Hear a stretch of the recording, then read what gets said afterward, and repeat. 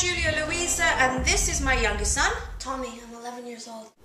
And this is my older son. Hi, I'm Charles, I'm 13 years old. Okay, tips and tricks of feeding my family. Well, what I tend to do is I buy in bulk. Like I do mince meat a lot, which you call, I think, lean meat. I mince it anyway.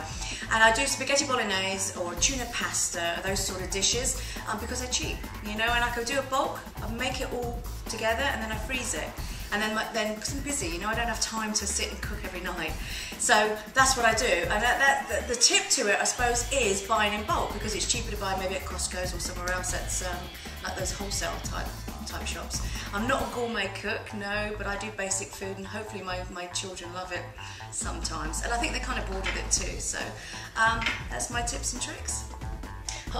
The obstacles I face feeding my family. Right now, bearing in mind I have 2 boys, okay? Now, they're not normally fussy, they eat everything normally, but you know, I might want to do some gourmet dish, which I don't normally do, and I thought I'd like to try it with my boys, and there I am trying to do it, and they won't eat it, and it's like all day slaving. You know, I might get a day off or something, and I think I'll do that.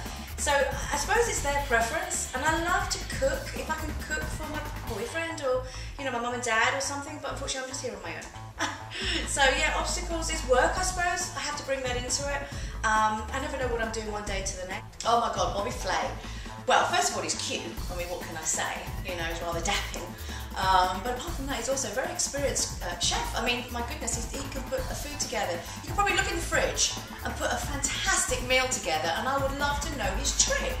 I mean, is it certain ingredients that he uses, or is it something that he just sort of, I don't know, just has? I mean, I think a chef is, you either are a chef or you're not, you know? And Bobby's got such flair as well, and the food is simple. You know, I mean, it's not over exaggerated, and I just think he's great. And my goodness, if I can cook with him, I think all my whims and ways are going to be all gonzo. You know, I'll be able to cook a decent meal for my boys, and then they'll be able to look at me a lot nicer, you know, with respect. No, seriously, I would love to cook with Bobby Flay. Hellmann's mayonnaise. Oh my God, that's my favourite. My favourite recipe with that, I mean there's loads I have to say, but one of my favourites, so basic and so simple, is savoury potato salad. Now I have my little oomph I put in it, right? You boil the potatoes with the skin on, not even cut up either, and you boil it in chicken stock or vegetable stock, either or, that's how I do it. And then I drain it, and then I leave it to cool down. And then once the potatoes are cooled down, I cut them up into bits, or sometimes I actually take the skin off, but it's good, the skin's good for you.